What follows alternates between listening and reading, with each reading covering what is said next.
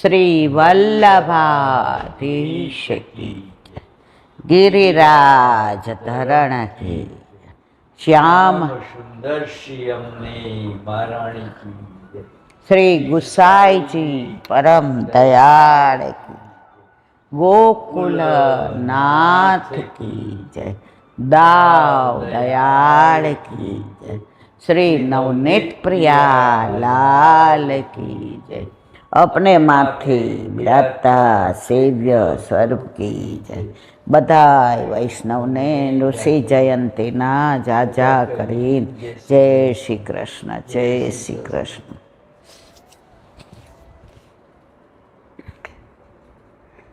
પથારીમાં સૂતા સૂતા કયો વાર કઈ તિથિ કયો ઉત્સવ કશી ખબર પડતી નથી. આજે આવું જીવવું એટલું દોહલું લાગે છે, જરાય ગમતું નથી. એમ થાય પાછી ક્યારે બધી શક્તિ આવી જાય, ક્યારે દોડવા માંડવું, ક્યારે મારે ઘણું બધું કહેવું છે, મારે 2-3 કલાક સત્સંગ કરવો છે. આમ મારું મન બહુ વ્યગ્ર રહે છે આખો દિવસ કે મારાથી કાંઈ થતું નથી, મારાથી કાંઈ થતું નથી. પણ વલ્લભ વિચારે તો થાય, જીવનું કોઈ સામર્થ્ય નથી કે કશું પોતાની જાતે કરી શકે. આજે હવે ઠાકોરજી કૃપા કરશે, છોકરાઓ આવી જશે, ઘરે જવાનું. મારો વાલો વલ્લભ કૃપા કરે, કાલથી રૂટીન થઈ જાય, સેવામાં હાથ પવિત્ર થાય, સત્સંગ બરાબર થાય. જીવ જે નરકમાં 15 દિવસથી પડ્યો છે એના હાથ પકડીને પાછો બહાર કાઢી અને પાછો મને વૈષ્ણવ બનાવે એવી મારા વલ્લભના ચરણારવિંદમાં વિનંતી. આજે ઋષિ જયંતી, બધાય આના વિશે જાણતા હોય, પણ જે નવા નવા સાંભળે છે, નવા નવા ઘણા વૈષ્ણવના ફોન આવે, દાદા બાને જલ્દી સારું થઈ જાય, અમને હજી પુષ્ટિમાર્ગીય ભાષા બોલતા નથી આવડતું, હજી અમે હમણાં બ્રહ્મ સંબંધ લીધું. બાએ સમજણ પાડી કે બ્રહ્મ સંબંધનો અર્થ શું, એ સાંભળો, એ સમજા. અને ફોન કરીને બાને ઘણા બધા પ્રશ્ન પૂછ્યા, એનો સમાધાન થયું. અને જે બ્રહ્મ સંબંધ લીધું તો અમને જે વૈષ્ણવ બનવાનો આનંદ છે અમે મહેસૂસ કરીએ છીએ. અમે ખાલી ગળામાં કંઠી નથી પહેરી લીધી, કંઠી પહેરાનું વલ્લભે જે મહાત્મ્ય સમજાવ્યું છે એનું અમે ગૌરવ અનુભવીએ છીએ કે ભૂતલ પર આટલા બધા જીવ છે, પણ બધાના ગળામાં આવી કંઠી નથી હોતી. ગધેડાના ગળામાં બાંધવા માટે ભલે હોય ગાળીઓ, કૂતરાના ગળામાં ભલે બાંધવા માટે પટ્ટો હોય, એને બાંધવા માટે છે.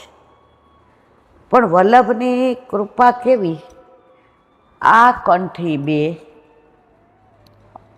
બાંધવા માટેની નથી, 84 લાખ યોનિમાંથી ને છૂટવા માટેની છે.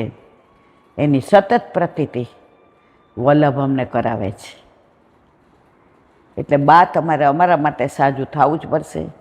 બા તમારે અમને હજી ઘણું બધું કહેવાનું છે. મારા વાલા નાનિયા વૈષ્ણવ, તમે યુવાનિયાઓ જ્યારે આવા પ્રશ્ન કરો છો ત્યારે જે હું આનંદની અનુભૂતિ કરું છું એ હું શબ્દો દ્વારા વ્યક્ત નથી કરી શકતી.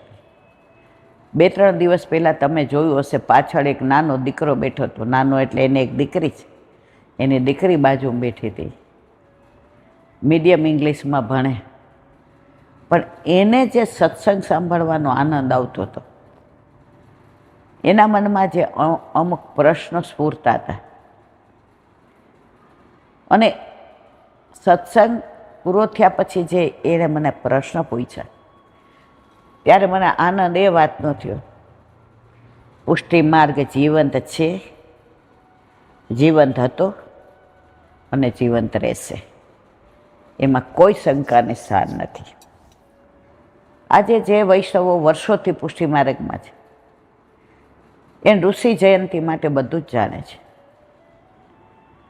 એટલે વિશેષ વિવરણ નથી કરતી. પણ છતાંય જો એનું મહાત્મ્ય ન સમજીએ તો એ દિવસ અધૂરો ગણાય, એનું મહાત્મ્ય સમજીએ તો એ દિવસ મધુરો ગણાય. તો આ ભાગવતની લીલા છે, અને આપણે ભણતા ત્યારે આ પાઠ આપણે આવતો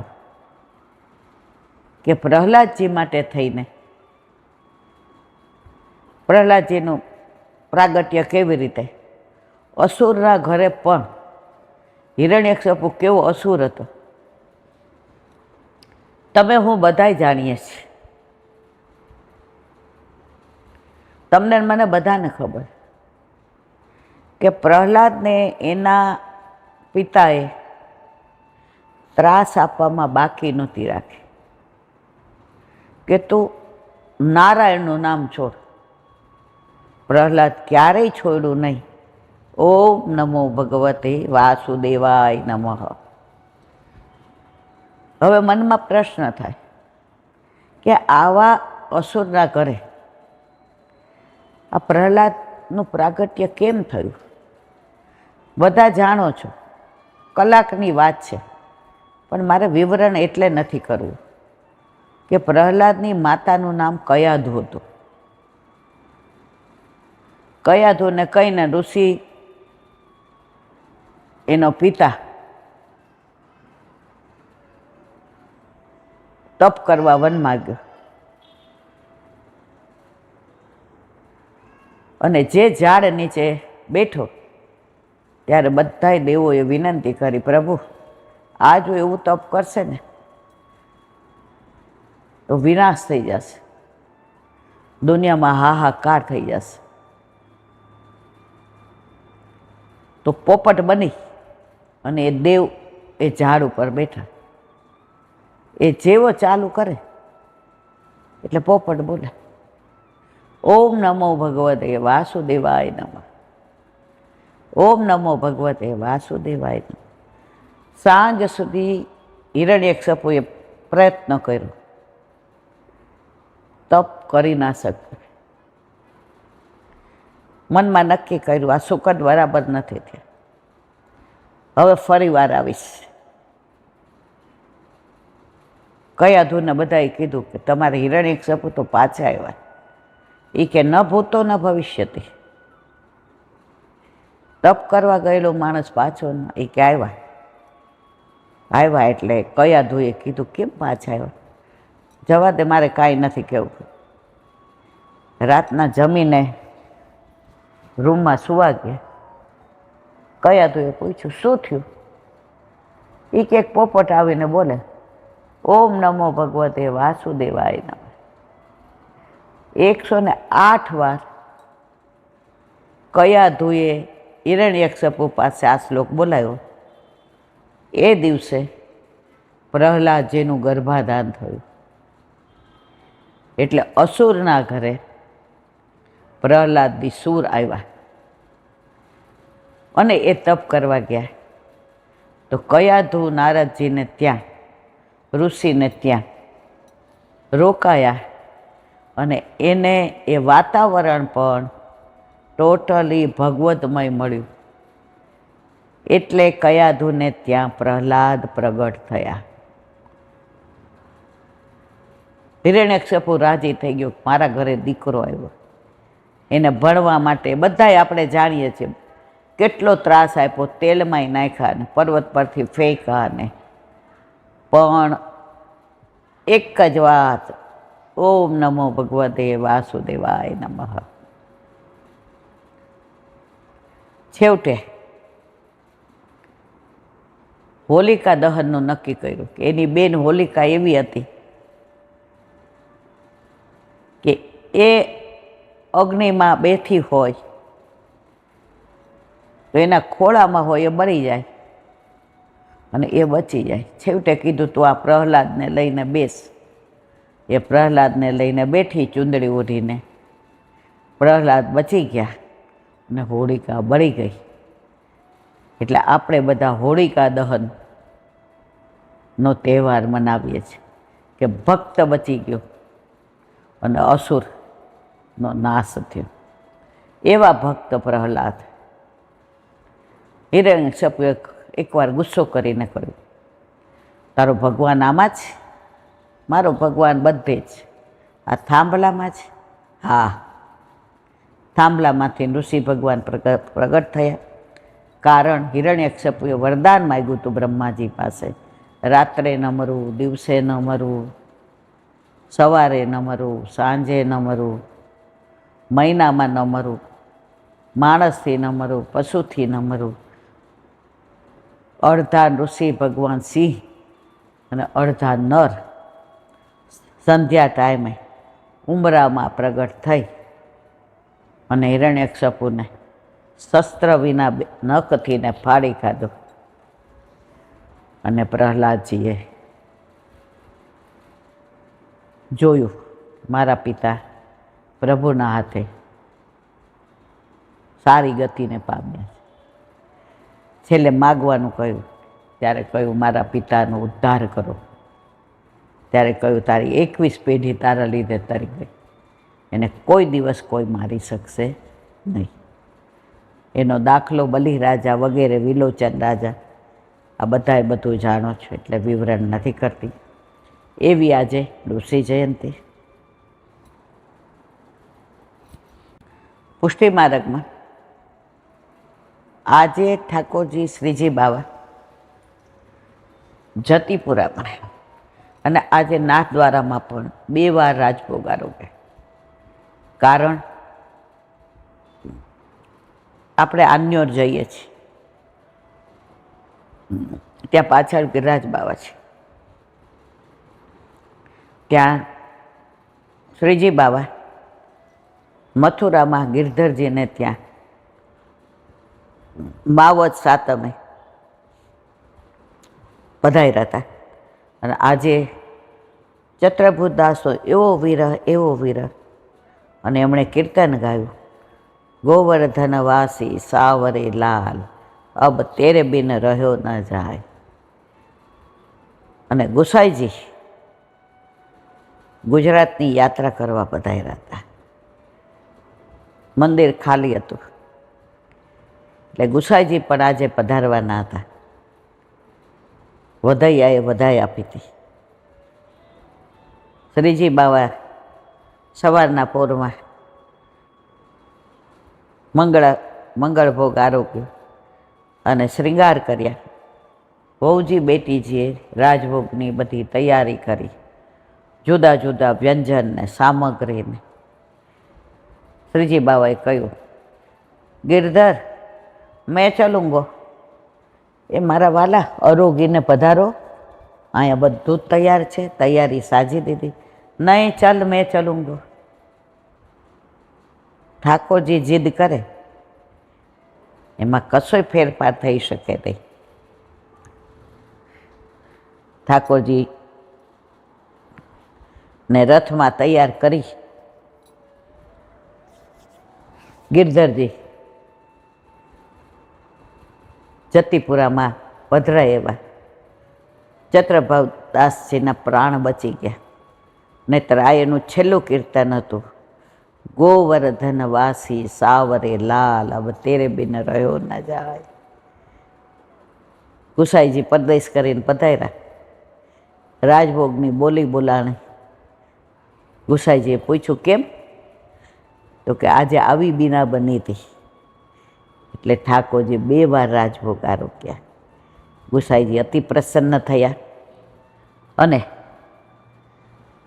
એ દિવસે આજે ઋષિ જયંતીએ આજની તારીખમાં નાથદ્વારામાં પણ ઠાકોરજી 2 વાર રાજભોગ આરોગે છે. આની બધી લીલાઓ અદ્ભુત, બીજું બધું બધા જાણે એટલે વિવરણ નથી કરતી. અહીંયા સૂતા સૂતા જીવને કાંઈ ખબર નથી કઈ તિથિ કઈ વાર. મને જેટલું વલ્લભ કહે છે એટલું હું બોલું છું. બોલો વલ્લભાધીશ કી જય. એક નાની વાત. એકવાર ઠાકોરજીને અર્જુન વિહાર કરવા નીકળ્યા. વિહાર કરતા કરતા શ્વેતદ્વીપમાં એક એવા પર્વત પર આવ્યા કે એ પર્વત ચંદ્રથી વધુ ચમકે અને એનો પ્રકાશ એટલો બધો. અર્જુને કીધું, પ્રભુ આ શું છે? ઠાકોરજી કે જો મહાત્મા ઉપર દેખાય દર્શન થાય છે. અર્જુન કે હા, કે ચાલ એને દર્શન આપી આવી. ઠાકોરજી ચત્રભૂત ધારણ કરીને એ મહાત્માને દર્શન આપ્યા. અર્જુન ઠાકોરજી હામું જુએ, પૂછ તારે જે પૂછવું હોય. અર્જુને પૂછ્યું, મહાત્મા નાના મોઢે મોટી વાત, મારે એક પ્રશ્ન. હા પૂછો. આ પર્વત આટલો બધો ચંદ્રમાની જેમ કેમ ચમકે છે? મહાત્મા હશે કે આ ચત્રભુજ નારાયણના દર્શન કરવા આજે અબજો જન્મ મેં લીધા. એ જન્મમાં તપ કરું અને મારો દેહ ગળાઈ જાય અને અંદર જે મારા હાડકાં છે એ પ્રભુનું નામ લેતા લેતા એવા પ્રકાશમય થઈ જાય કે દેહ પડે ત્યારે એ હાડકાં આ ચંદ્રમા જેવા ચમકી અને ગોઠવાઈ જાય. વળી હું બીજો જન્મ લઉં. વળી બીજા જન્મમાં આ પ્રભુના દર્શન કરવા હું એટલું તપ કરું, વળી આ દેહ વિલય થઈ જાય. એના અંદર રહેલા હાડકાં પાછા એવા તેજોમય થઈ જાય, અહીંયા ગોઠવાઈ જાય. પાછું હું સ્વરૂપ ધારણ કર્યું, વળી તપ કરું. આજની તારીખ સુધી દરેક જન્મમાં દરેક વખતે ઠાકોરજીના દર્શન કરવા મેં એવું તપ કર્યું કે મારા બધા હાડકાં આ ચંદ્રમા જેવા પ્રભુના નામના લીધે એવા પ્રકાશમય થઈ ગયા કે આખો પર્વત થયો. એ પર્વત નથી, એ મારા હાડકાનું પહાડ છે. અર્જુનના મનમાં થયું કે મને મારા દ્વારકાધીશ સહજ મળી ગયા છે. એની એક ઝલક મેળવવા માટે આજે કેટલા બધા લોકો કેટલું તપ કરે છે, ત્યારે ઠાકોરજીની ઝાંખી થાય. આજે મારા મિત્ર, મારા સખા, મારા સારથી દ્વારકાધીશ, આજે હવે ખબર પડી કે આ પ્રભુ કોણ છે. મને સહજ મળી ગયા છે. મારા વાલા વૈષ્ણવ, મને ને તમને પણ વલ્લભે સહજ ઠાકોરજી પધરાવી દીધા છે. શ્રીજી બાવા જતીપુરામાં હોય કે નાદવારામાં હોય, કાંકરોલીમાં દ્વારકાધીશ હોય કે કામવનમાં ચંદ બાવા હોય કે મદન મોહનજી હોય, સુરતમાં બાલકૃષ્ણજી હોય કે કાશીમાં બાલ મુકુંદજી હોય,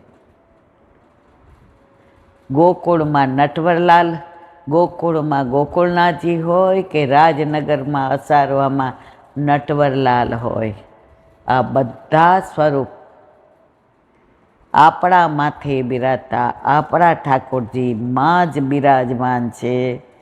એટલે વલ્લભે આપણને આપણા માથે આપણું સ્વરૂપ પુષ્ટ કરીને પધરાવી દીધું છે. નથી આપણે તપ કર્યા, નથી આપણા હાડકાં ઘસાયા, નથી આપણે કોઈ શ્રમ લીધો.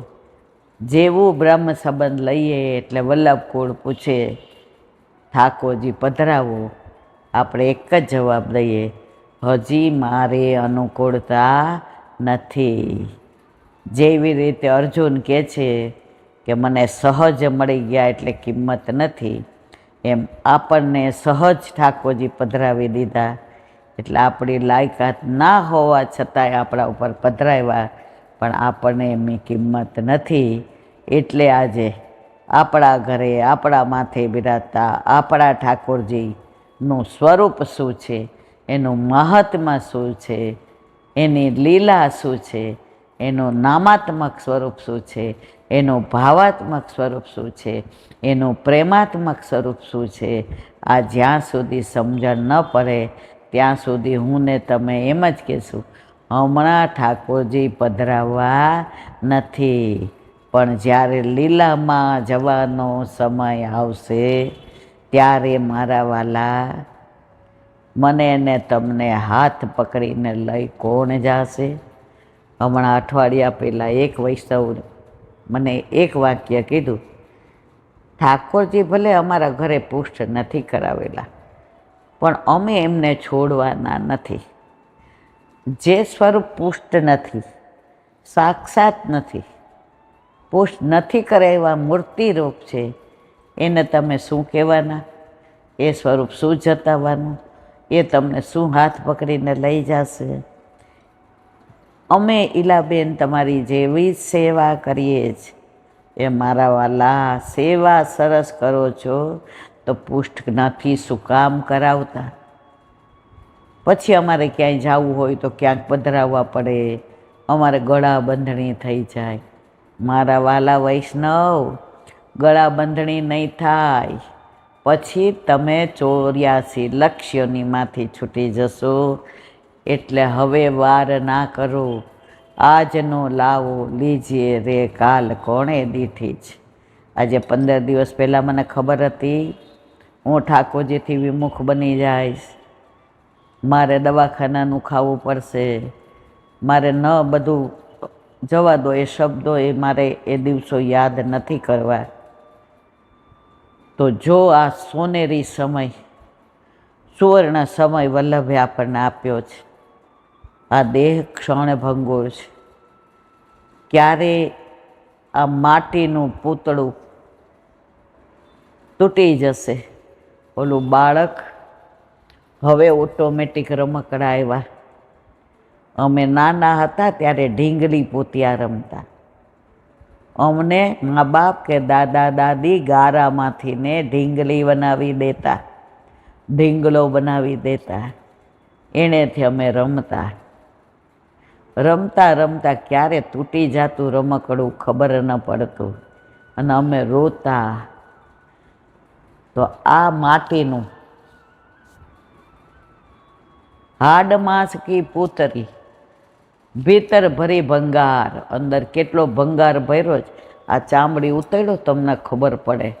પ્રભુએ આ ચામડીથી મઢી લીધા જ એટલે ખબર પડતી નથી મારા વાલા. એવું આ ક્ષણભંગુર માટીનો દેહ રાખનારામાં કડા મારા રામે, મારા રામે રમતા રાખ્યા રે. મૃત્યુલોકની માટીમાંથી માનવ કઈને પાખ્યા રે. રાખના રમકડા, રાખના રમકડા મારા રામે, મારા રામે રમતા રાખ્યા રે. મૃત્યુલોકની માટીમાં માનવ કઈને ભાગ્યા રે.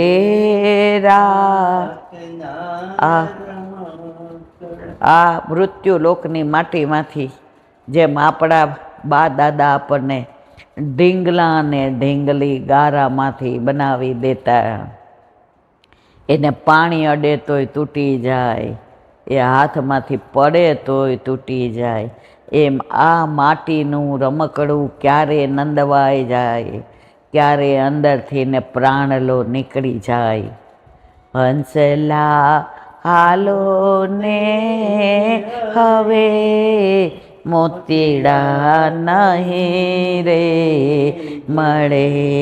હંસલા હાલો ને હવે મોતીડા નહીં રે મળે. થાક્યો મથી રે મથી કારણ મળતું નથી, સમજણ પડતી નથી.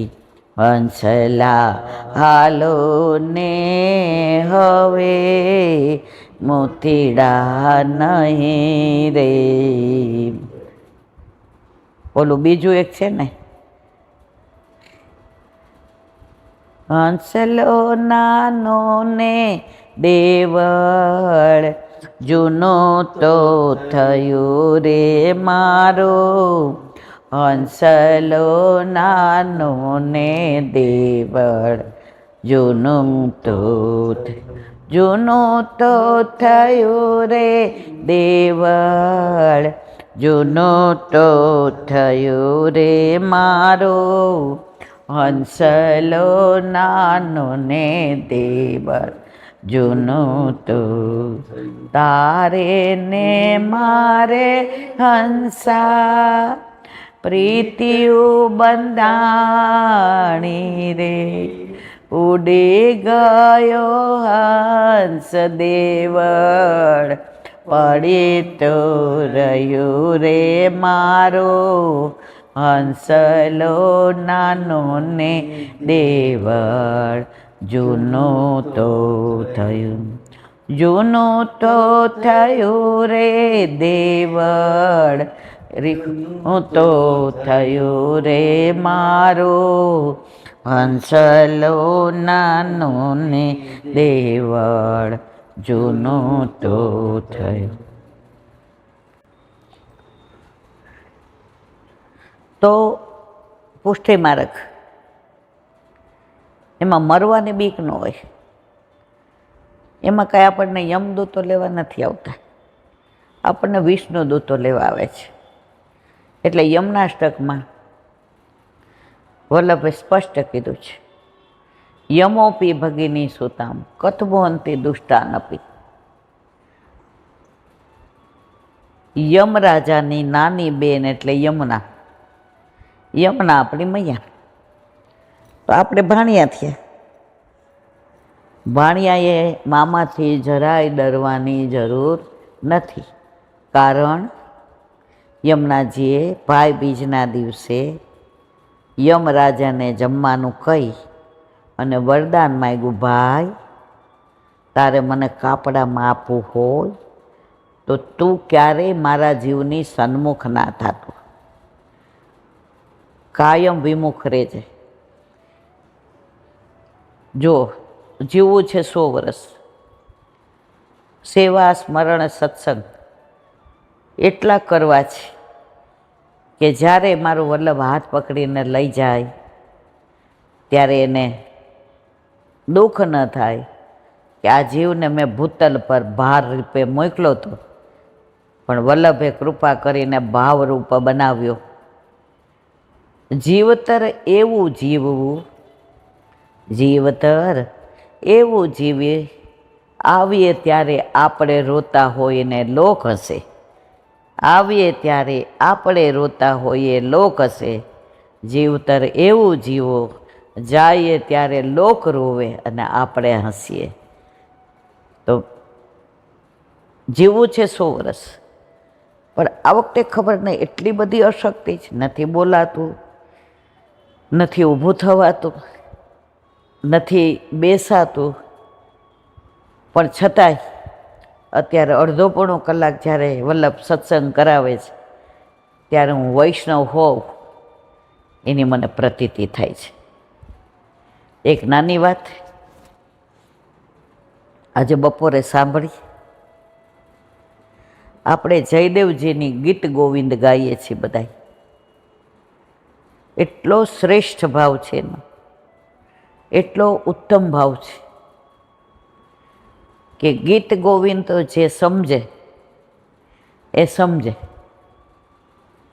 અષ્ટપદી છે, ગુસાઈજીની અષ્ટપદી. આપણે વસંત પંચમીથી 40 દિવસ ખેલના દિવસોમાં રોજ ગાઈએ. એવી જ રીતે જયદેવજીની અષ્ટપદી.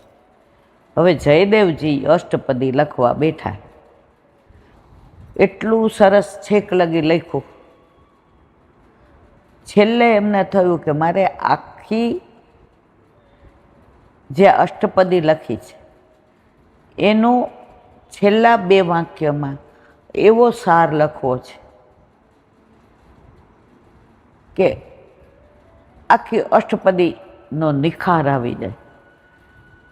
કલમ ને ખડીયો ને કાગળ હાથમાં, આમ જાય આમ જાય, આમ બેસે, આમ વિચાર કરે, પણ અષ્ટપદીનો છેલ્લી 2 લાઈન લખી શકાય નહીં. ખૂબ વ્યથા થાય, ખૂબ ઠાકોરજીની લીલાઓ મનમાં યાદ કરે, ખૂબ મનમાં વ્યથા અનુભવાય. એમના પત્નીએ પૂછ્યું, સાંભળો છો, આજે કેમ આટલી વ્યથામાં છે? કાંઈ બોલ્યા નહીં. સાંભળ, હું નદીએ સ્નાન કરી આવું, સ્નાન કરીને આવું, પછી બાકીનું લખું. પત્ની કે સારું, ત્યાં સુધી હું ભોજનની તૈયારી સાજું. જયદેવજી નદીએ સ્નાન કરવા પધાર્યા. ઠાકોરજીથી એનો વિરહ સહન ન થયો કે મારો જયદેવ સવારનો આ છેલ્લી 2 પંક્તિના સાર માટે થઈ અને એટલી વ્યથા અનુભવે છે, એટલી મનમાં મનોવ્યથા અનુભવે છે, મારાથી એ સહન થતું નથી. જેવા સ્નાન કરવા ગયા, ઠાકોરજી જયદેવજીનું સ્વરૂપ ધારણ કરીને આવ્યા. પત્નીએ પૂછ્યું, સ્નાન કરવા ન ગયા? બહુ તાળું ચોટે છે. તો ના, મને યાદ આવી, એ 2 પંક્તિ હું લખી નાખું.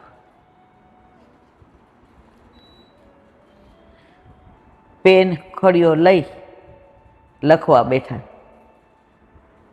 કે પત્નીએ કીધું, ભોજનની તૈયારી સાજી દીધી છે, ભોજન કરી લેશો? પ્રભુ કે હા, બધી ભોજનની તૈયારી કરી, આસન પર બિરાજમાન કર્યા. એની પત્નીને એવો નિયમ હતો કે જયદેવજી ભોજન કરી લે પછી એ થાળીમાં ઉચ્છિષ્ટ પોતે ભોજન કરે. ઠાકોરજી તો બધા વ્યંજન ને સામગ્રી ને ચટોડાની જેમ ચાટી ગયા. બહુ આનંદ આવ્યો, હાથ ખાસા કર્યા અને અંતર્ધ્યાન થઈ ગયા. ઓલી છેલ્લી 2 કડી લખી. જયદેવજી સ્નાન કરીને આવ્યા. भोजन की तैयारी साजो, फिर मैं लिखूंगा. पत्नी परोक्ति थी उच्छिष्ट थाली में, अरे आपे तो हमणा भोजन कर्यो, तो के ते नियम तोड़ो, मैं भोजन न करूँ तो जमवा बेसी गई. अरे आप केम आवुं करो छो, आप तो हमणा भोजन कर्या अने जे पाछळ आपे छांड्युं ए हूँ जुओ उच्छिष्ट छे थाली. ए पण हूँ तो स्नान करवा गयो तो आज केम आवुं वर्तन करे छे. जवदेवजीना मन में स्ट्राइक थयो. सवारनो आजे हूँ व्यथामां छुं, छेल्ली 2 कड़ी मारे लखवी छे. ए 2 લીટી માટે થઈને હું વ્યથા અનુભવું સવારમાં.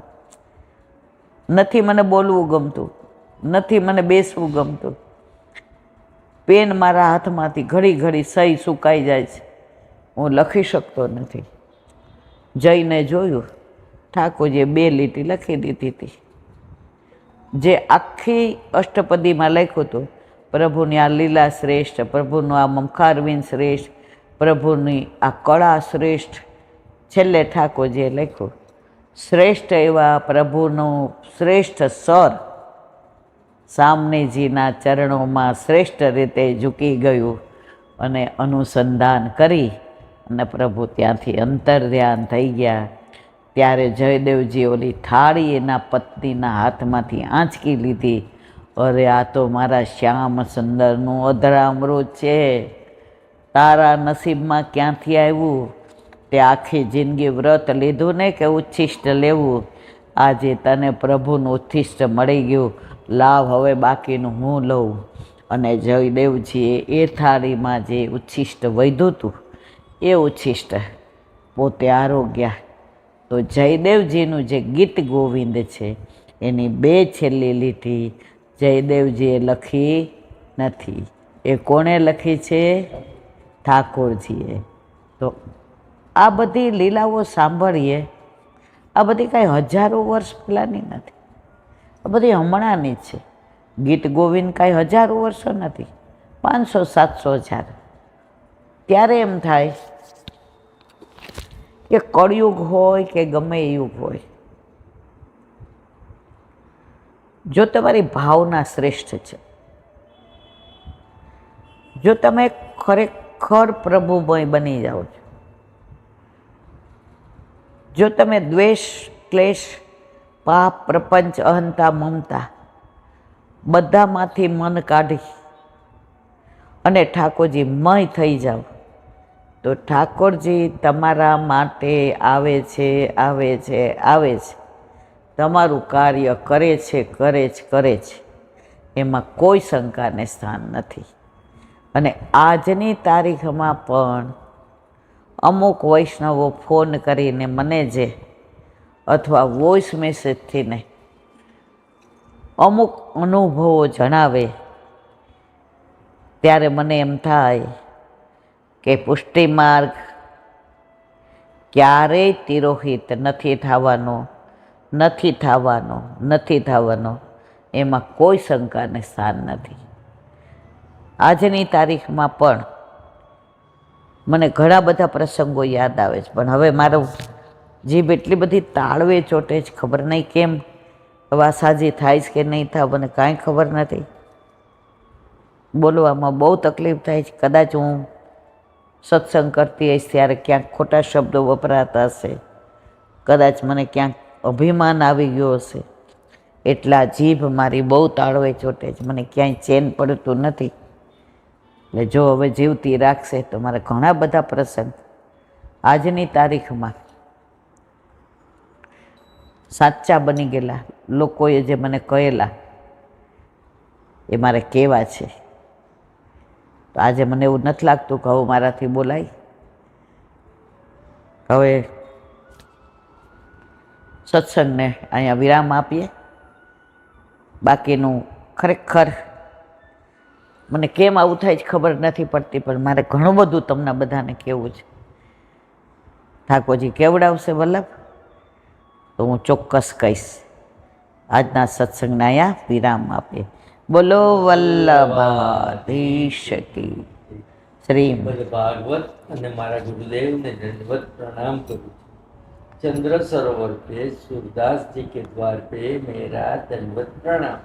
सुरभि कुंड पे परमानंदास जी के द्वार पे मेरा दंडवत प्रणाम. जमुनावता पे संकर्षण कुंड पे कुंभनदास जी के द्वार पे मेरा दंडवत प्रणाम. बिल्चु कुंड पे कृष्णदास जी के द्वार पे मेरा दंडवत प्रणाम. कदम खंडी पे गोविंद स्वामी के द्वार पे मेरा दंडवत प्रणाम. अप्सरा कुंड पे चित्त स्वामी के द्वार पे मेरा दंडवत प्रणाम. मानसी गंगा पे नंददास जी के द्वार पे मेरा दंडवत प्रणाम. रुद्र कुंड पे छत्रबुद्धास जी के द्वार पे मेरा दंडवत प्रणाम. વ્રજ વિલાસ વ્રજની ગોપિકાઓને મારા દંડવત પ્રણામ. હે વલ્લભ, સવારથી અત્યાર સુધી સેવા સ્મરણ સત્સંગ જે પણ તે કરાવ્યો તે તારા ચરણારવિંદમાં સમર્પણ કરું છું. બોલ અપરાધ થઈ હોય તો ક્ષમા કરજો. બોલો વલ્લભાધીશ કી જય.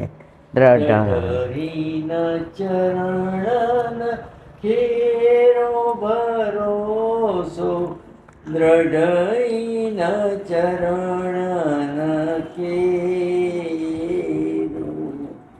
શ્રી વલ્લભ ચંદ્ર છટાવીન સબ યુગ માય અંધેરો ભરોસો, દ્રઢઈન ચરણ કેરો.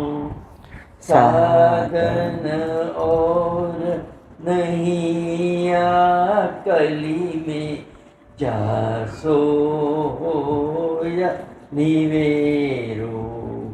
सूर का कहे त्रिविध आंधरो, बिना मोल को चेरो भरोसो, દ્રઢઈન ચરણ દ્રઢઈન ચરણ દ્રઢઈન ચરણ કેરો.